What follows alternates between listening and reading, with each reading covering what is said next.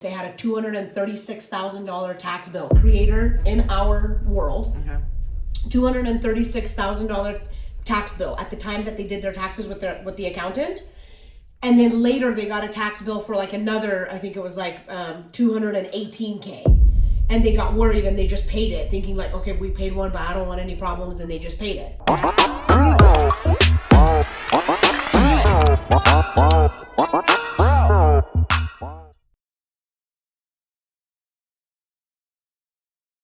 Hello everyone, welcome in, come in and have a seat. Completely different scene today. I've been introducing y'all all around this house. I know y'all sick of it, but you know, look, we're somewhere else today. And we have a special guest, citizens, right here. We have, and I know a few of y'all have seen her already, because she be at every single event. So get to know the face, okay? We have Miss Jasmine here. Give it up for Miss Jasmine. Thank you, thank you, thank you, thank you. Okay. I feel so special. Let's first plug in the Instagram name. Okay? We're gonna throw up the Instagram name, the Creators Tax Strategist. Yes, ma'am. Creators Tax Strategist. Instagram name alone, I think y'all, I almost swiped the mess out of your face just now. I'm good, I'm here. CEO and founder of Moments Tax Services. She has been doing her thug fizzle when it comes to helping creators manage their finances, their accounting, business, bookkeeping. She does it all, okay? And I honestly felt as though this was important for her to come on, not only for me, but for up and coming creators, mature creators, who just have questions about taxes, finances, when to do stuff, why we do stuff. And it's a lot of things that I did not know. And Jasmine has been with me for years. Since you told on Berlin and I at In-N-Out Burger. Look, they're gonna go into that. Okay. She's gonna be visiting Berlin's channel and going into detail about this harassment. This is how bad that goes. Okay. You called and said, I think I see Berlin driving in some 13-year-old little girl's car. I don't remember That's how being far a back snitch. this goes. I don't remember being a snitch. I don't remember being a snitch. We've been through some trials and tribulations together, okay? A lot of it has been through financial mistakes, okay? Fair. And so I told her, I'm like, look, I'm willing to be open with the mistakes that I have made in order for it to be a teachable lesson for anybody else within my community that may encounter Challenges? such tax challenges. Yeah, for sure. Because I was not prepared when I encountered my first tax challenge. And that's how I ended up in a deeper than deep hole with Mr. Uncle Sam IRS, okay? So I wanna answer all the dumb questions. You know, they say there's no such thing as a stupid question, but I wanted this to be a real comfortable setting for us to really get down to like the basics. So we decided we're gonna do a mukbang. CHILIS is doing it. We love to eat, if you didn't know. I flew from California to eat. We've been working on our fitness, but to our trainers, please. Oh, yeah. We're not gonna finish all this. No. There's 6 meals here. We're tasting. We're just tasting. We're tasting. Yeah, and okay? Brazil needed lunch for school tomorrow. I need lunch for school, yeah, you know? We're doing it. There are a lot of things happening tomorrow. We needed food for it. Yeah. Not eating this time. What we have here, we got a lot of things. That's gonna we take got a a long lot time. of food. We got a lot of food. Okay, what was your This here, we got some mozzarella sticks, and are these the South Did you say the rolls? T in the mozzarella? Did you say mozzarella sticks? We're not going there. I'm just wondering what's appropriate, because English is my second language. I'm wondering, is it like mozzarella sticks? It probably is. Is it? There's is no there T a T in in it. there? There's no no T. T. Okay. There's no T. All right, it's kind of like pizza. There's no K, but some people could, yeah. You heard people say pizza? Okay. You should have corrected them. I wanted to ask, is there a K in pizza? Go ahead and ask them. Go ahead and ask them. These are the brisket quesadillas. Oh, that looked good. Brisket quesadilla. We got 2 forms of quesadilla. Yeah, that one's chicken. We got chicken, no bacon in this one. Yes. chicken, no bacon, brisket. Oh, that's the pasta. And we have oh God. Pasta, yeah, shrimp. Shrimp, okay? Mine are the boneless wings, Nashville hot tenders, and I think Southwestern egg rolls. Yeah. We also, wait a minute, we're not done. That was the last one. We were like, we should just do it. Like, Yeah, we should just do it. That's the one that we were like, it was the last thing on the menu. Yeah. You know what? Texas cheese fries, okay? Yes. Texas cheese fries. They just threw the... They really did. Mine was Dang. already spilled. Mine was already. Ooh. Yeah. They wrong for that?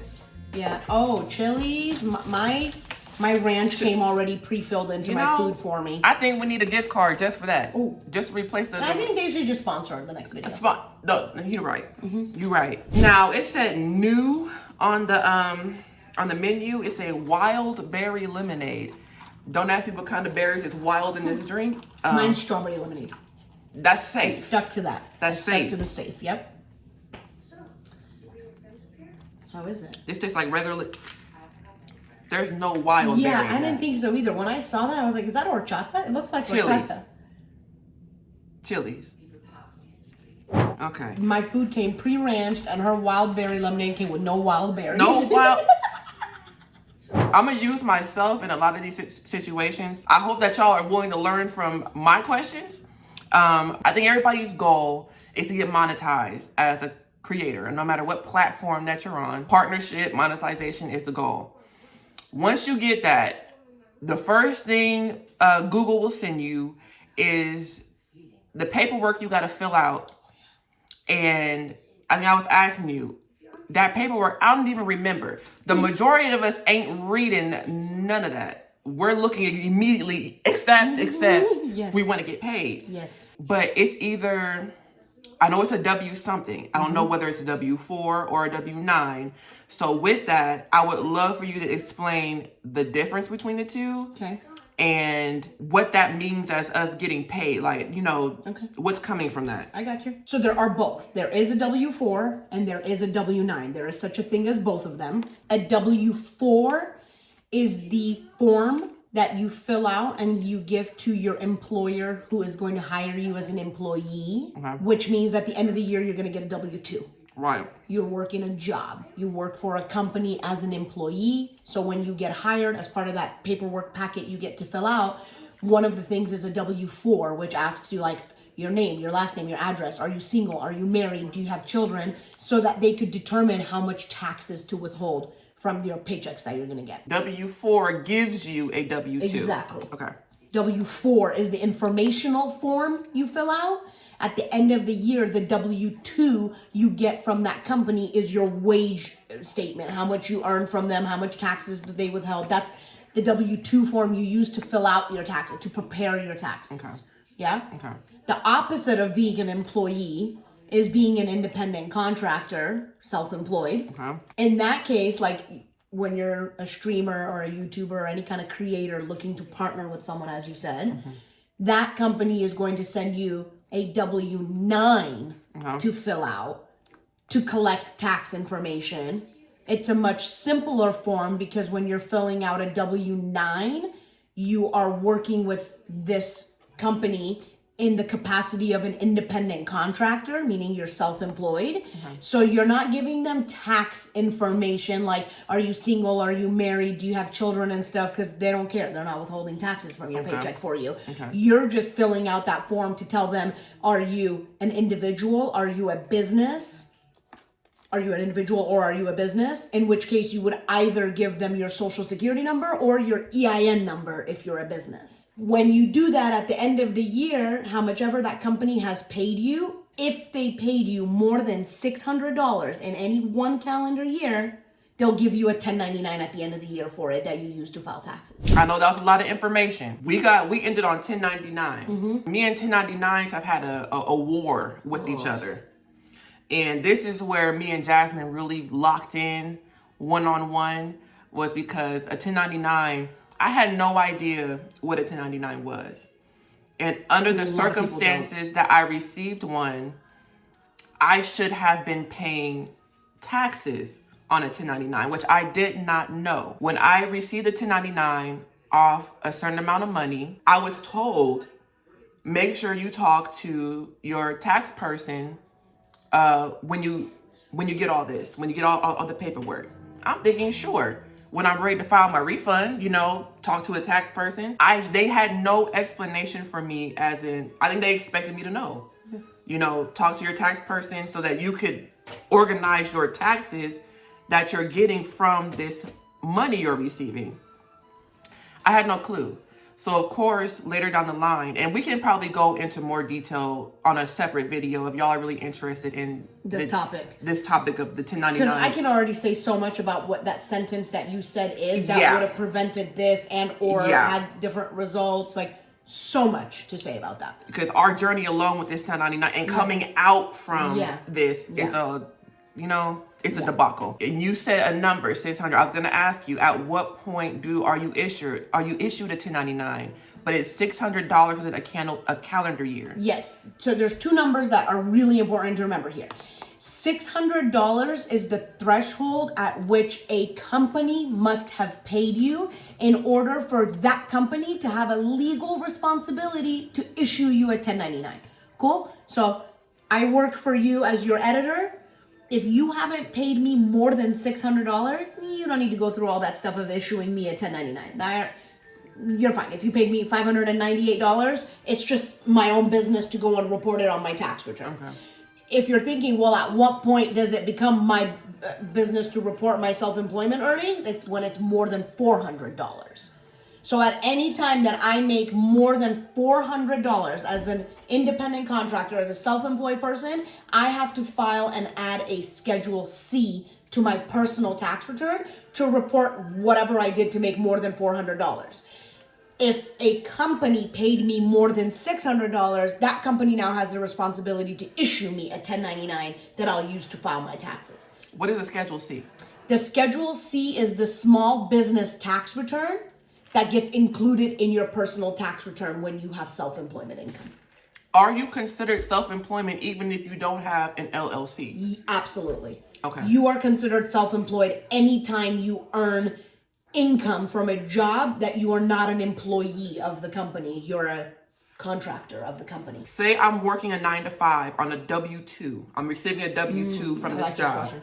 But I'm also earning more than $600 as a self-employed content creator. How do I combine those? Do I can I get out of not telling them about this? No. Self-employment?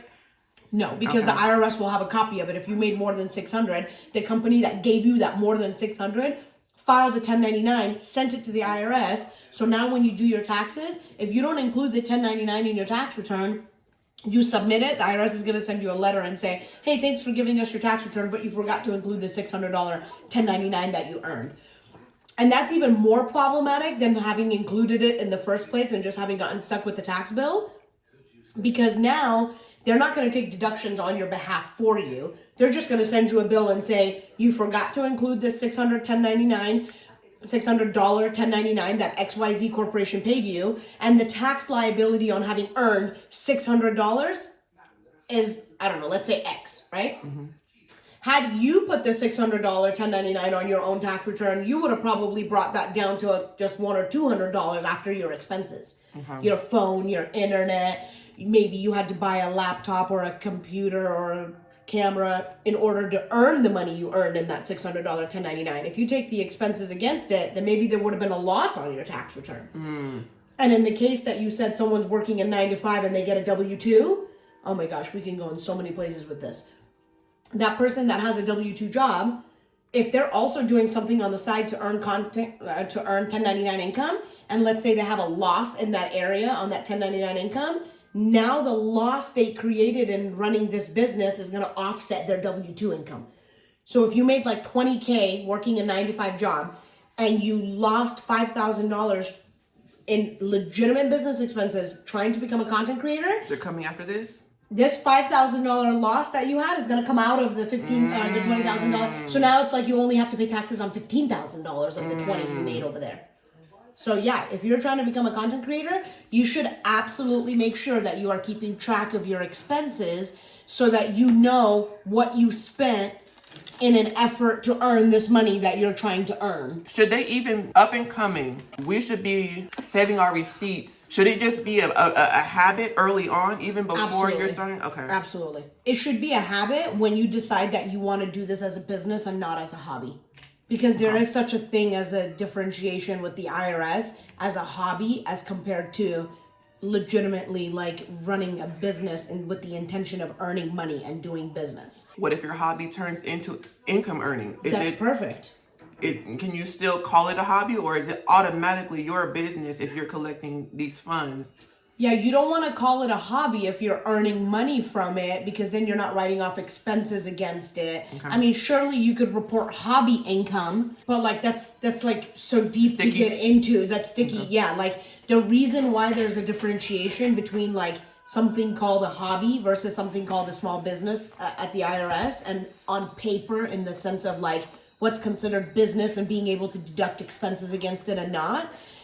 That exists because, well, one of the reasons why it exists is because they don't want people, for example, you're a ski enthusiast and you keep wanting to go buy ski gear and you keep going to buy, like let's say you keep going and paying for ski lifting tickets and all of this stuff is really expensive and you're like, gee, I want to figure out a way to write off all these expenses on my tax return. You can't just go create a loss on your tax return and deduct and put all these expenses for all this skiing stuff you incurred if you weren't engaging in skiing with the pursuit of operating a business. Okay. You know what I mean? Okay. Like maybe you're a skiing person and you're like, hey, I really want to put together like a skiing course. Or like I want to teach people how to ski.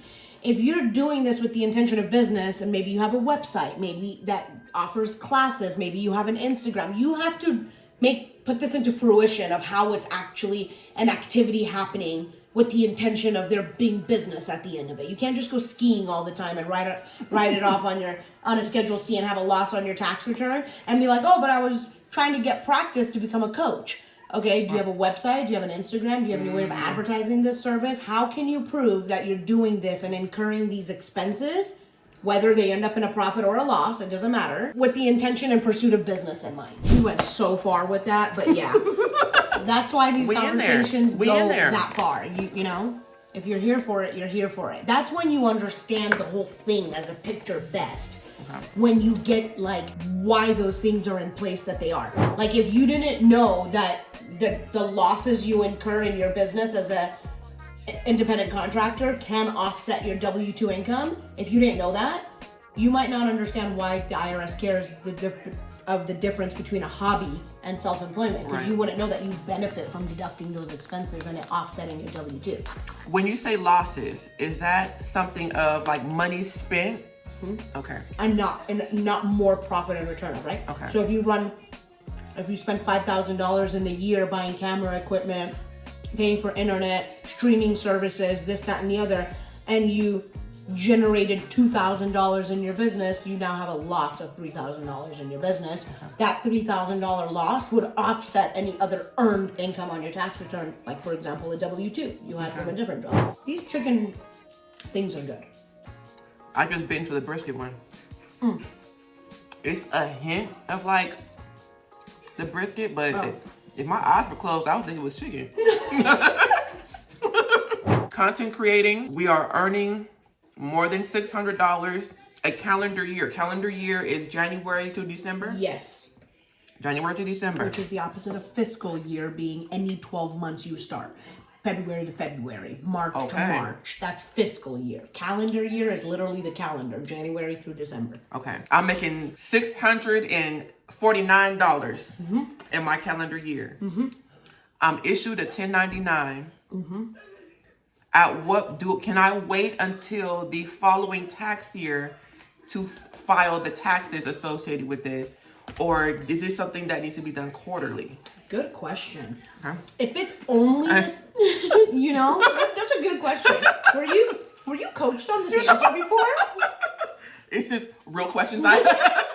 If it's only a $649 1099 and that's all you earned, no, you don't have to do quarterly taxes. You can wait till the next tax year and file your taxes. And I'm saying that with prefacing my answer with one explanation. The point in paying quarterly taxes for people who file quarterly taxes, like self-employed people who file quarterly taxes.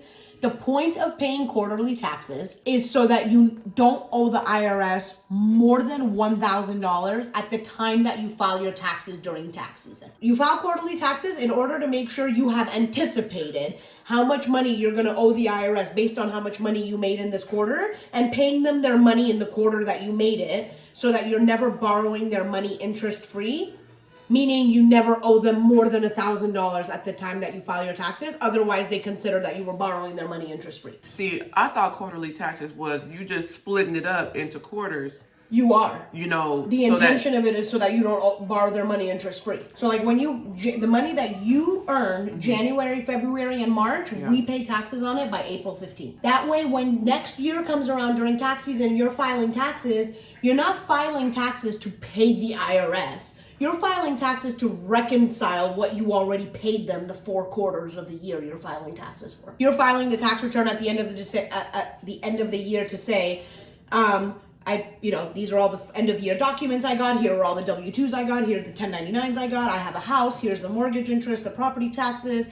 I have a trust, a rental property, whatever the case. All those things come together on the end of year tax return, but you shouldn't owe the IRS more than $1,000 when you prepare that end of year tax return, because you should have been tax planning through the year prior to pay them the amount of money you owe them in taxes for the money you earned in that quarter. Because let's just say like you earn $100,000 in a year, cash money as a content creator. I say cash money meaning no taxes were taken out. You're an independent contractor. If your tax bill on that is $35,000 because you don't do tax planning and you're not working with a tax strategist, if your bill on that is $35,000, the IRS is not okay with you waiting to give them their $35,000 during tax season, because that means you just borrowed their $35,000 the entire prior year while you were making your money without giving them their money. Right. They are a partner in your business. They're legitimately a business partner. I can agree to that. Exactly. So your goal in working with the tax strategist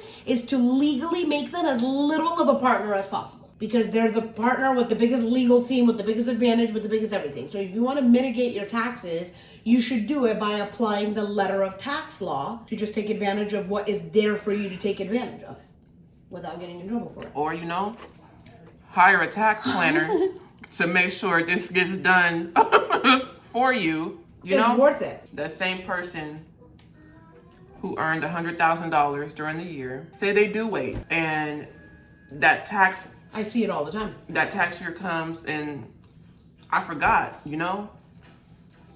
What kind of penalties do you face at that time by waiting? Yeah.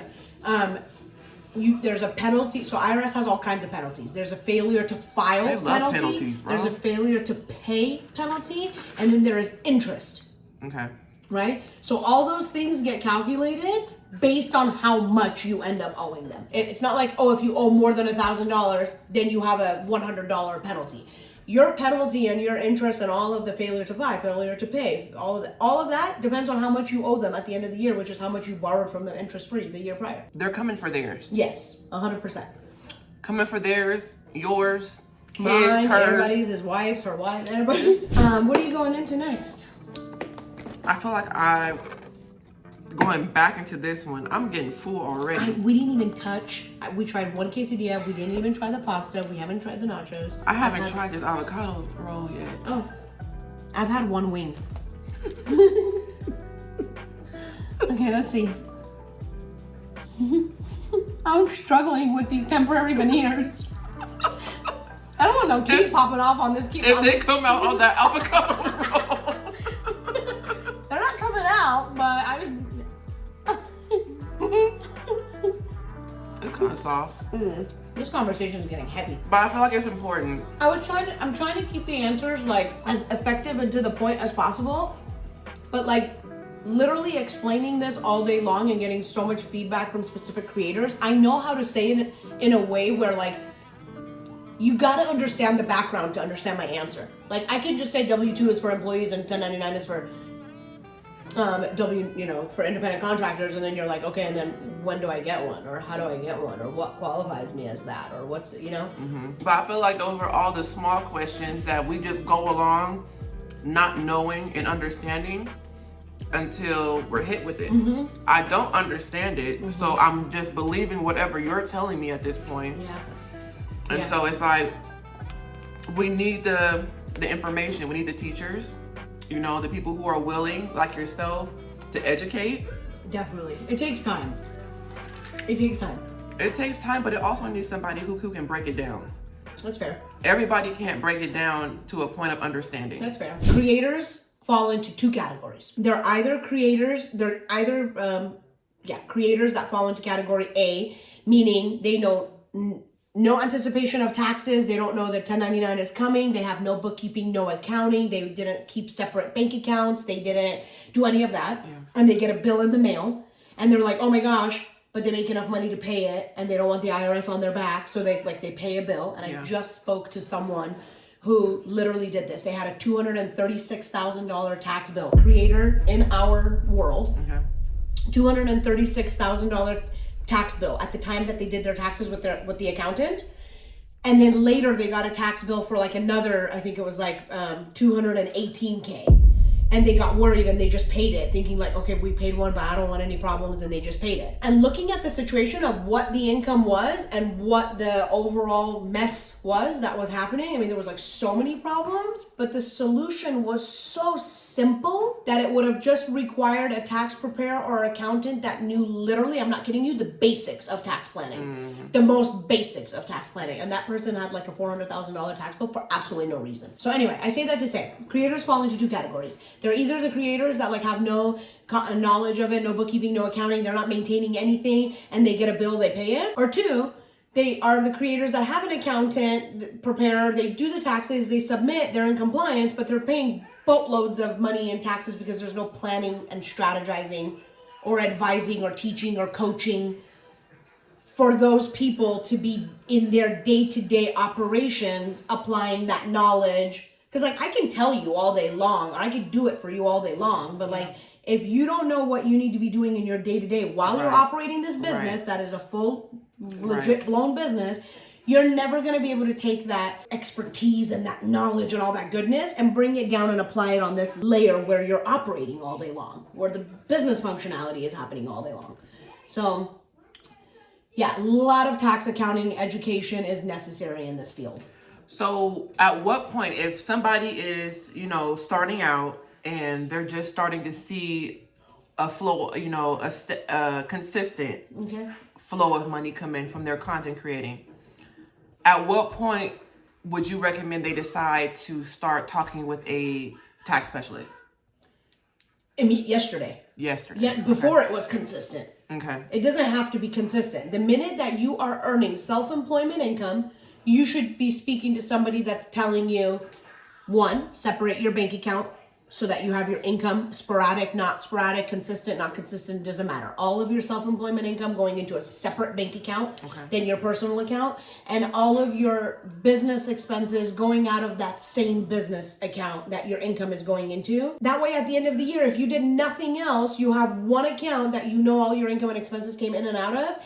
And as somebody who also sits at the table with auditors, I cannot stress enough how much your simple, mere doing of separating those things is helpful to the results of an audit, whether like the rest of the audit is in your favor or not. Not pissing off an IRS agent at the table is very important. And that starts off by having separate bank accounts from your personal accounts and your business accounts, because like they're understanding humans of like missing a receipt here and there, and they're willing to appeal to like the credibility and likelihood of whether that's a legitimate business deduction or not. But if you don't even have separate business expenses and you weren't, or an income or bank statements or like bank accounts, or no separation of you as a person versus you as a business, they don't even want to entertain the conversation. And I've seen IRS agents that have gotten so upset because of the results that they received from someone of their financials on 1 year audit, that literally in that email that she sent back, she said, well, if this is what you have for 2019, I'd love to see what you have for 2017 and 18 also. Oh, dang. 2 extra years of an audit got pulled in just because that person's 2019 was crap.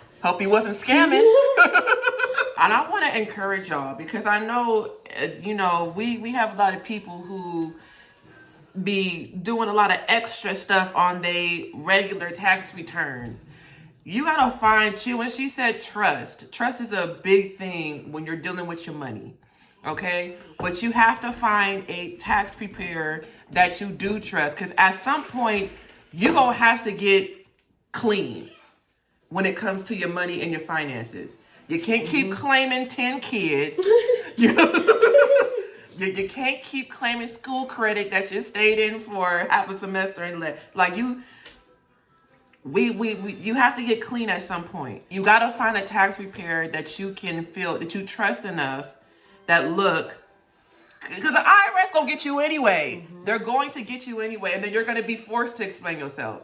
So it's better to go in. I'm telling you, if you have a good one, they've heard it all. There's nothing that they have not heard that somebody has done on a tax return. So it's like, to be upfront at the beginning. Look, this is where I'm at. This is what I've done in the past. These are my past. Put it out there, so that they know what they're working with and they can get you out. No surprises. It's like an attorney. Don't leave evidence out there that exists that the other attorney will find in discovery, that you didn't tell your own attorney for their team to find it in discovery, right, so that they already have a bounce back, reply if it is brought up by the opposing team in counsel. It's just, definitely. I feel as though people think that if they tell their tax preparer that they did something wrong in their past tax returns, that the tax preparer is going to call the police while they're sitting there and have them sent to prison for the 25 to life. That's not.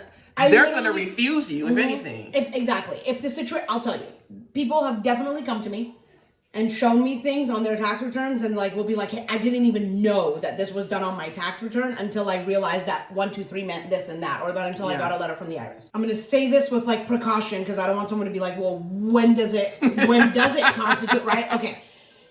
I have been very honest and upfront and clear with clients when I say hey, we should amend that tax return and resubmit it, whatever the change in the results is, even if it means you owing more money. Let's just amend it. It's better for us to amend it and make the notice, bring the mistake to light, correct it, amend it, set a new tax return, rather than to wait 3-4 years for them to catch it and come back and correct the liability, and now you have penalties and interest dating back 3 years from the original due date of when that thing should have been submitted correctly. Then there are other times, like a couple weeks ago when I spoke to somebody and they showed me their tax return, and they're like, I told him not to take 2,000 miles. I told him to only take 1,400, 1,800 miles. Okay, I'm not amending your tax return to change 2,000 miles to 1,800 miles. Loosely said, that would never get audited in the first place. I'm not saying your mileage doesn't get audited, but I'm saying the difference of a mile here and there isn't what would get you audited. So yes, your taxes should include full integrity, but when you go to your point of saying, when you go to somebody and you're trying to be like, hey, let me clean this all up and let me get started on a good foot, sometimes, yes, it's coming clean from something that totally requires you amending and cleaning that up and putting that on the table yourself before waiting and getting caught. And other times it's hey, now you need to do XYZ moving forward. I know based off of pure experience what amending means. Amending a tax return. Amending a tax return means simply refiling a tax return that you have already filed. So if you've already submitted your 2022 taxes and you get another W-2 in the mail, or you get another 1099 in the mail, or you forgot to claim one of your kids, it totally happens, especially in a year when someone has a newborn baby at the end of the year and they're passing off their stuff to their accountant, and the accountant doesn't realize that they just had a baby, and the mom is full on, just having given birth, so she's not worried about communicating that information. So if you need to make changes to a tax return that's already been submitted, no matter what the change is, that's when you would file an amended tax return. And that's a fee, though. Is there a fee with that? No, not at all. To the preparer, they're preparing a whole another tax return. So to your accountant, there's probably an engagement fee, but there's no IRS fee for changing and filing an amended tax return. I'm surprised. Yeah.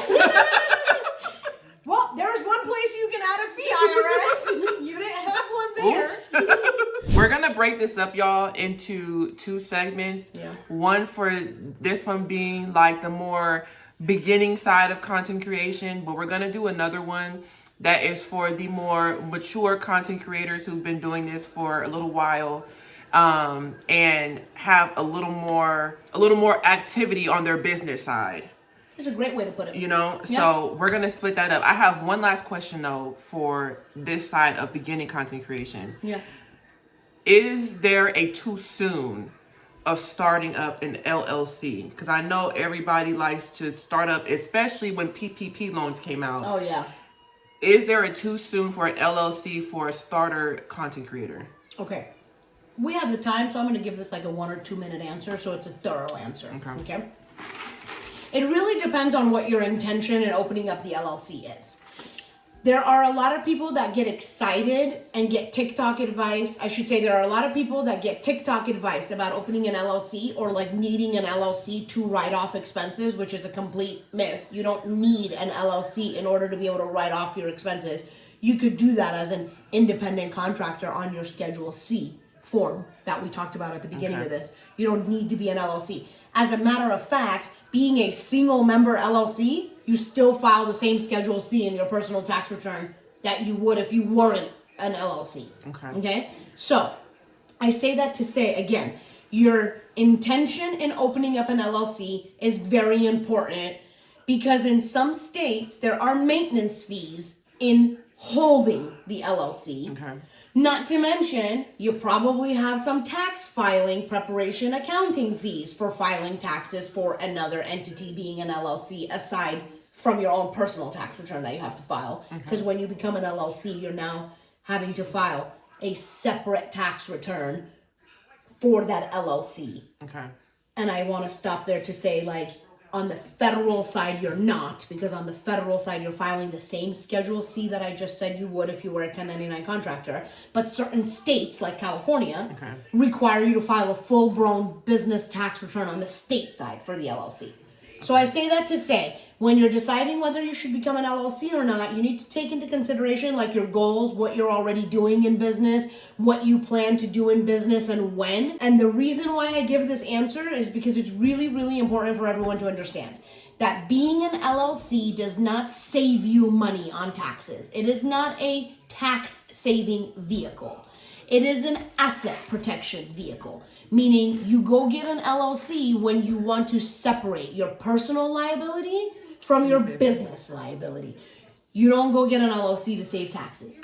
You might go get an LLC and later elect for that LLC to be taxed as an S corporation to save taxes, but you need to be earning a certain amount of income and threshold while being an LLC or even while not being an LLC to benefit from then becoming an LLC taxed as an S corporation. So again, being an LLC by itself, you would do it if you were like, hey, I'm about to start doing this business and I'm a homeowner and I don't want someone to come and sue me in my business and come and try to take my house. So I'm going to become an LLC and everything I do in my business is going to be under this LLC. And might I add, you can't just go like open up an LLC and leave it there and never do anything truly under its operation and call it being an LLC. You need to go open up an LLC bank account. You need to make sure all of your income is deposited into that LLC. You need to make sure your expenses go out of that LLC so that there's no piercing of the corporate veil. Because if you go open up your LLC, but you don't operate out of it, you don't take your income into it, you don't spend out of it, and God forbid someone does come and sue you, and they have a good enough attorney, the attorney will come and pierce the corporate veil and say, well, Brittany wasn't operating as an LLC anyway, so her personal assets are the same as her business assets, and her business assets are the same as her personal assets, because there's no separation. Can you show me separation? What are you doing separately? What is the differentiation between you as Brittany versus you as House of Brittany? So it's not enough to just go get an LLC. You need to operate as one, and it would only be too soon if you were doing it while not treating having an LLC professionally, like operating out of it, using it, so you would get it at the time you might want to use it for professionalism, presenting yourself as a company to vendors or possible sponsors, so on and so forth, but really for liability protection and asset separation. Part 2 of the series where we talk about the more established creators, that's where it really makes sense to talk about LLCs becoming S corporations, hiring people, merch, sales, trademarks, you know, all of those things. Not to say that like your brand is ever too small to protect it, but those things come with fees and fines and costs and things like that. So like usually you want to be more seasoned in what you're doing so that you can afford to do those things, unless you got trust fund baby accounts that you got access to. Go ahead and share that silver spoon. Then in that case, go ahead and get you an LLC yesterday. I have been learning so much myself. You know, I feel like this is so important. The financial aspect is not talked about. Nobody talks about it, but it is the number one issue that everybody's going to share at some point or another with content creation, especially if you've never been self-employed. Oh yeah. This is, you're always going to hit a wall and need assistance, because unless you just came from school of, you know, tax preparation and you understand from the jump what to expect, like, our education system doesn't teach it. And by our, I mean American. Yeah. American education system does not teach what is a W-2, what is a 1099. right. Like, I don't understand, because you can get a job in high school here. So Right. why in high school are you allowed to get a job? And no not one know. says, how do you fill out a W-4? Yeah. Or how do you fill out any of that? That's just crazy to me. You know, I feel like, you know, that's definitely segments, bro. Like, Yeah. like We should definitely, 100%. how to fill out a W-4. Yes. Like, because they ask you sometimes about the head of household. Yes. We don't know what that means. Yeah, and a lot of people, oh my gosh, that terminology is so confusing, because a lot of people that are single, Yes. meaning they like no child, they are literally single, they live alone, they consider themselves the head of their household because they are the head of their household, right? They're not. No, because for tax purposes, you can only be considered head of household if you have a dependent on your tax return. Otherwise, you would be filing a single tax return, not a head of household tax return.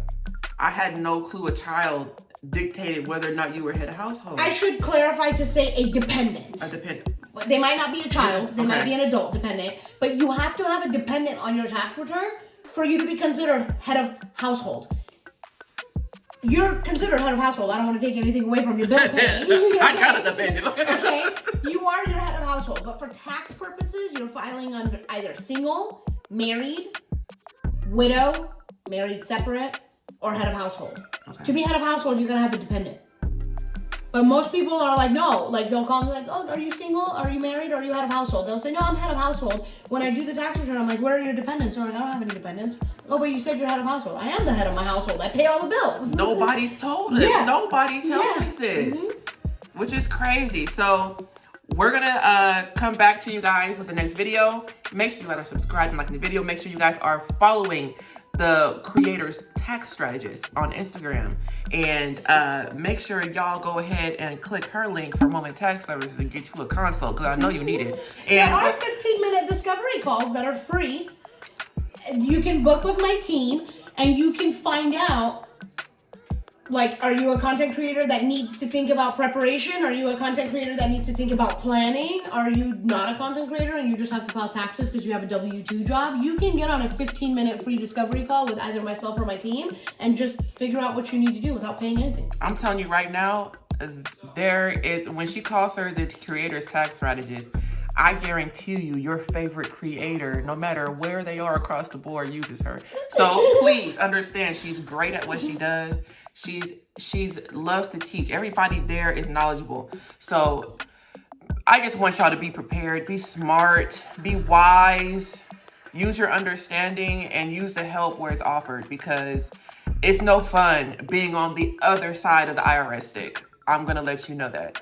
So we'll see you in the next one. We'll see you in the next one. Bye, guys. Bye, guys. Yay, taxes.